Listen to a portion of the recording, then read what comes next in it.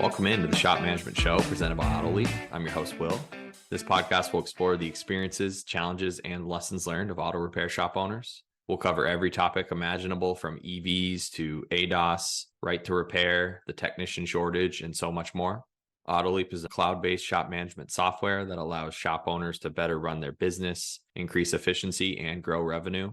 You can find a link to schedule a free demo with AutoLeap in the show notes of this episode. Please like, share, and subscribe on Apple Podcasts, Spotify, and Google Podcasts. Thrilled to be joined today by Kyle Lindsey, host of the super successful Sab Kyle 4 YouTube channel. Kyle and I will discuss his unique journey in the industry and the experience of becoming a popular automotive YouTube influencer. Kyle, how are you? I'm pretty good. How about yourself? I'm doing well. Thank you for joining me today. Excited to have this conversation. Let's start our discussion by focusing on the early days. So what fueled your initial passion for cars and how did that evolve into creating content for YouTube? So way back in the day, my dad used to own a used car dealership, and between him and my grandfather going to car shows and going to dealer auctions and all this stuff, I've been around cars my entire life. And when I was in school, just graduating high school and going into college, was in the early days of YouTube, and I was watching all these car channels, and I was like, oh, dad has all these cars at his place. That would be really cool to, make videos of those too. So I started my channel as just a hobby to give myself, something to do, like, a little hobby. And I would make these little walk around and test drive videos of just, cars on the lot or cars at, the sale or whatever. And that's really more or less how it started, was just a pure hobby. That's really interesting to hear. And was there a certain moment where it turned from a hobby that, you really enjoyed doing into, wow, I could actually do something with this from a professional standpoint? And what kind of drove that decision in evolving your approach to it? I heard of some channels being accepted into the YouTube partner program, which back then was the only way you can make money. And, I wasn't pulling in crazy views or anything like that, but I was like, man, how cool would it be if I could grow this to the point where I could just pay for my apartment or something like that. So, I can focus on my schooling. So I went to pharmacy school, and, I wouldn't have to go get a job outside of, doing stuff on YouTube. So honestly, it took me probably a couple of years before I finally got accepted into the partner program. I think it was maybe 2010.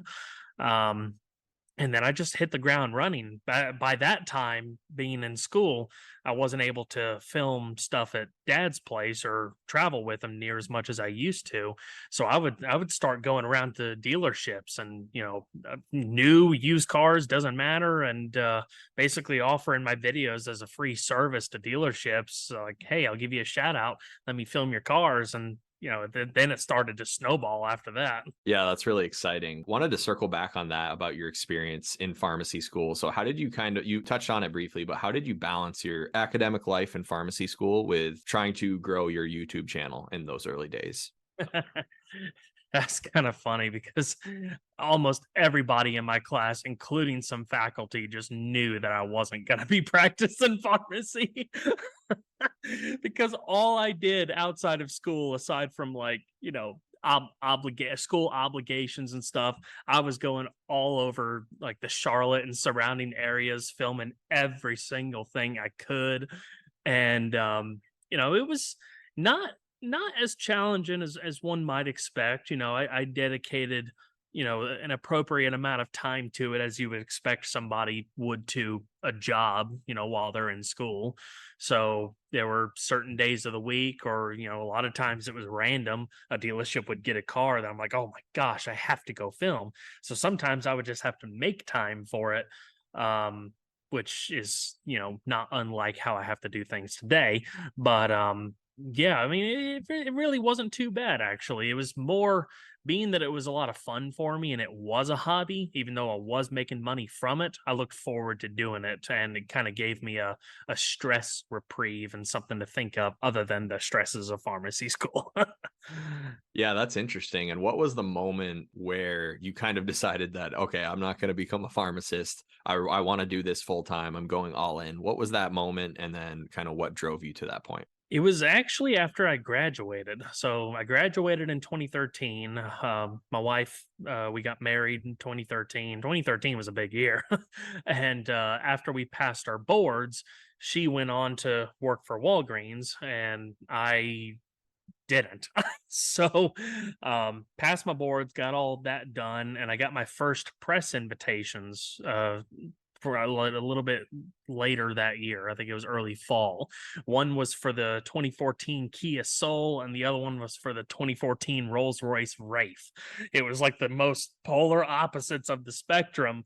But I was like, oh my gosh, these manufacturers think enough of me to, bring me to these launch events. Like, oh, how cool is that? Like, I got to be on to something. So, I had a little bit of a reprieve at that point from school, and I was like, you know what? I'm done. Technically, I'm licensed. I'm a doctor of pharmacy, and let me just try this. Try the YouTube full time, 6 months, a year. Let me just see what I can do with it. And over that time, I started getting more invitations. And then 2015, I started getting press vehicles on the regular. So I mean, it just blew up with the variety of opportunities from Kias and Rolls Royces to Lamborghinis. I was still going to dealerships, and I went hog wild. I went everywhere. And it sounds like networking and building relationships was a key part of growing your channel early on there and receiving all those invitations. So, how did you approach that, and what was your thought process behind that? A lot of the early opportunities came to me, and then just through word of mouth, and then getting into the auto journalist circuit, and a lot of those contacts get shared around. So you know between being a regular face at different events, and then doing a good job and not being a jerk, and all the quintessential just being a good person, um that people liked having me around, I guess.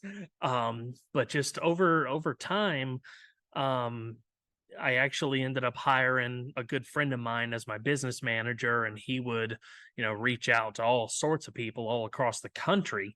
I see a Bugatti in Chicago, I'm like, can you set up this opportunity? Or I say Bugatti, when the Chiron first came out, it was like the gold content. Like, if you could get a video on that car, you were sitting pretty for a while.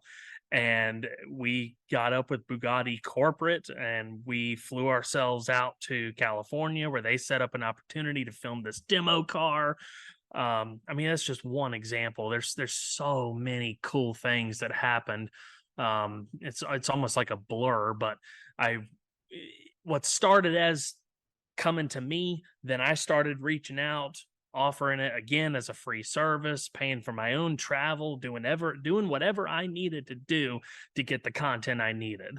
That's really exciting to hear. It's really interesting to hear your journey from those early days to where the channel's at now. I mean, over 1.3 million subscribers of the Sab Kyle 4 channel and over 700 million views.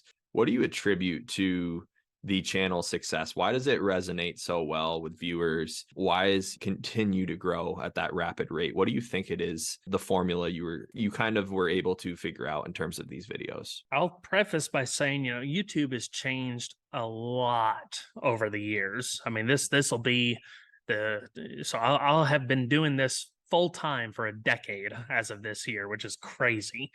And a lot has changed in 10 years.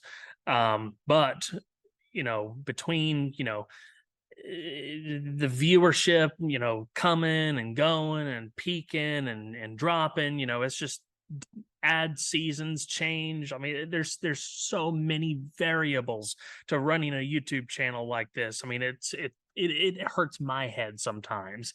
But the biggest thing that has been the most important thing to me is consistency, being genuine, and just being excited on camera. Like, I mean, my style of video has changed over the years. I try to make my videos as professional of a presentation as possible. I like to leave my reviews very objective and let the viewer, make their own opinions of the cars based on the information that I give. I'll try to give little tidbits and stuff here and there, but at the end of the day,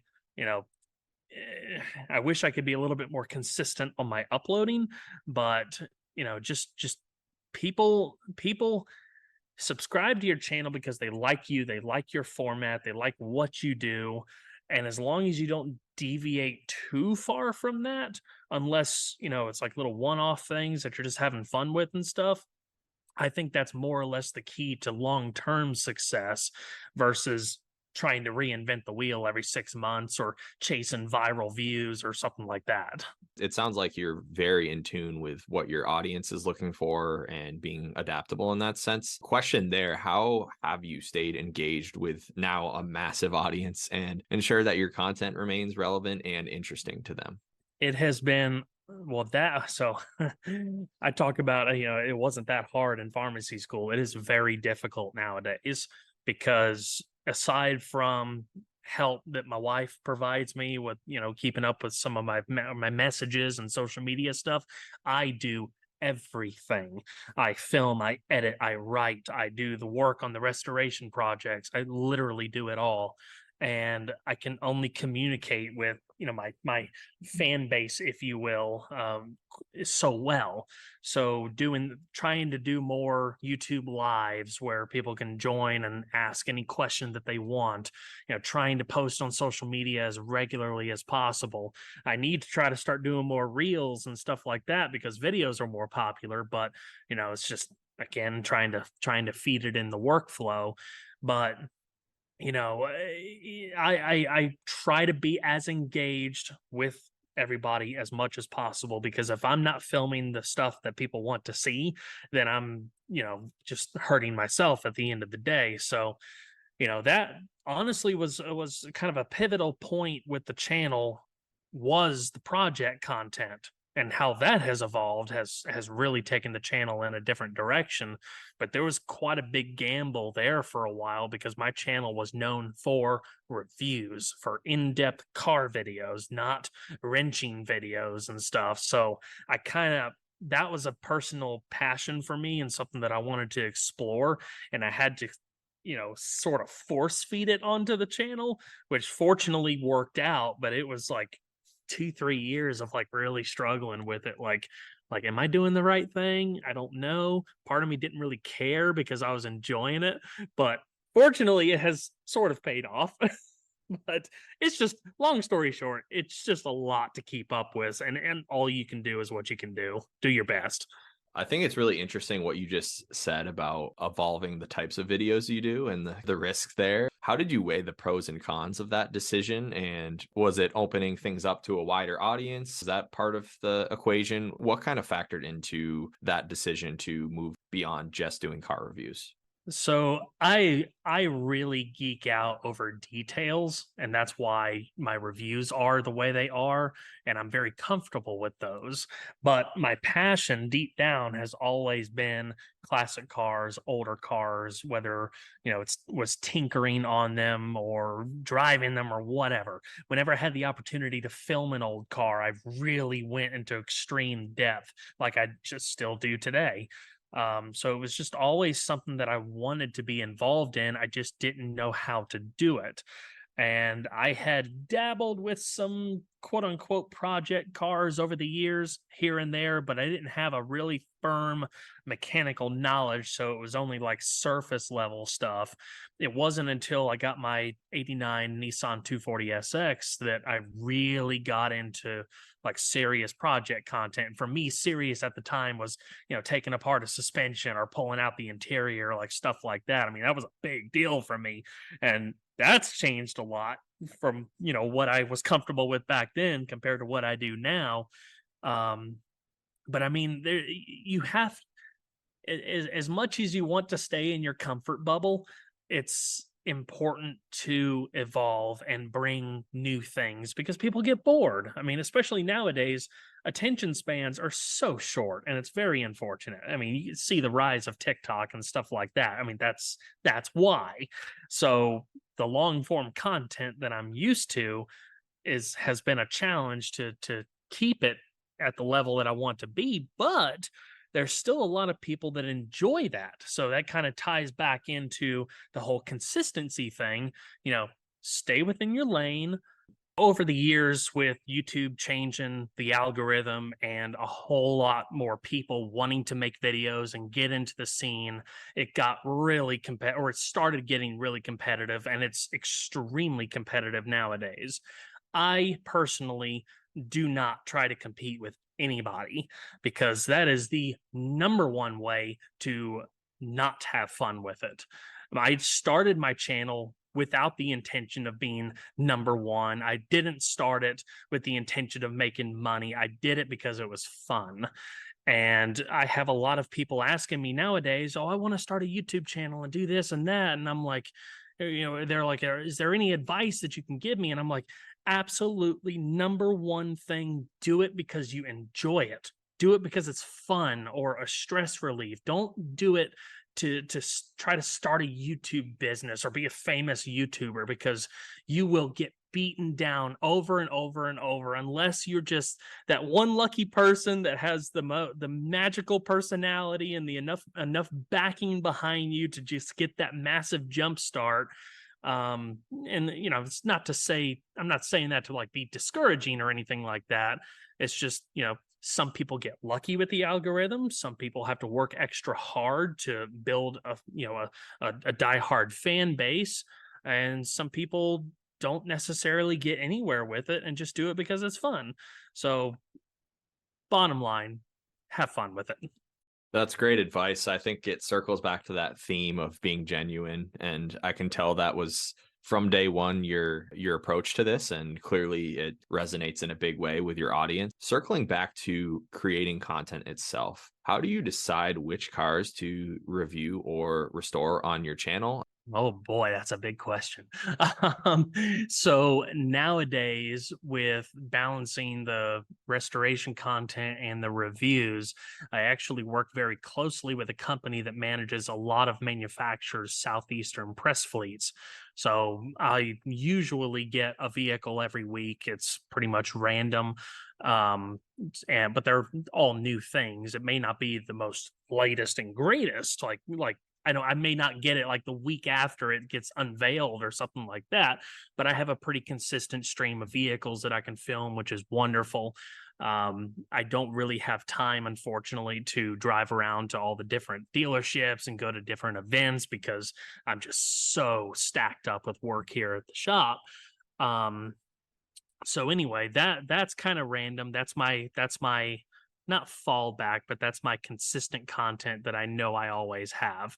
As far as the restoration projects, a lot of that, good or bad, it has been based a lot around sponsor opportunities more so than just personal desires, because it is, I mean, it's no surprise to anybody listening to this podcast, building cars is very expensive, and YouTube does not pay for it unless, again, you're really lucky and pulling in massive, massive views. So I've got a ton of projects at the shop, and personal projects in different state. I say personal, I mean YouTube projects in different stages, some of which are getting worked on because I have sponsor opportunities, some of which are like my 240 are not getting worked on because there is no monetary incentive to do it. And I hate to say it that way, but it's just business at the end of the day. I mean, I've got expenses, I've got bills just like anybody else. And as much as I want to work on some of these long-term projects that honestly should have been finished a long time ago, sometimes I just got to make the hard choice and work on something else, because that's what's paying the bills. And hopefully once that's done, I can just roll into the stuff that I really want to do and get those done and move on. It is a juggling act like you wouldn't believe. And I've got quite a variety of projects right now. I'm actually actively working on a 1985 Pontiac Fiero, for a good friend of mine. It's going to be his daughter's first car. That was kind of a random introduction to the channel, or with the channel, but that car should be finished up soon. I've got to get back on the Nissan soon. I've got a 62 GMC pickup that I'm working on, and so on and so forth. I mean, just a lot. It's overwhelming sometimes. And with that massive workload that you have, how do you balance that with continuing to focus on how you can improve the content itself, from, the audio and video production to your script, how you're going through the reviews, the restoration project? How do you continue to improve the videos overall while balancing all of these projects that you have going on? That's a great question. If you figure it out, let me know. But no, since in all seriousness, I've got a pretty consistent format that I keep the reviews within, including how I write my scripts and stuff. So those are honestly pretty easy, unless I have an issue with like a manufacturer's media site not being very friendly or something. But those are pretty cut and dry. The project stuff is not bad, except for doing the balancing of filming and working. If I'm doing sponsor type stuff, I obviously have to write my own like commercials, so to speak, for that. But at the same time, I don't want it to be a random ad placement. I want it to be a natural partnership with the video. Like I'm working with these brands to further these builds, not just, hey, somebody's paying me to work on this car.